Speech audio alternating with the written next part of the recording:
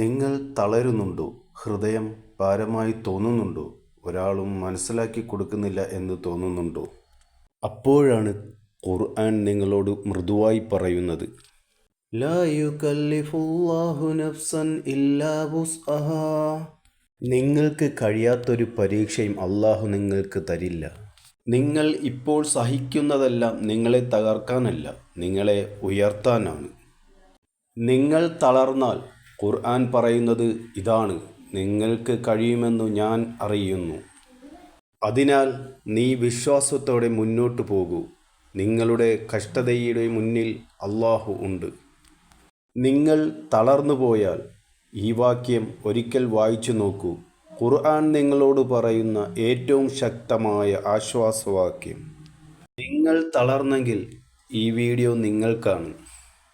നിങ്ങൾക്ക് ഈ വീഡിയോ ഇഷ്ടപ്പെട്ടാൽ ലൈക്ക് ചെയ്യുക, ഷെയർ ചെയ്യുക, സബ്സ്ക്രൈബ് ചെയ്യുക.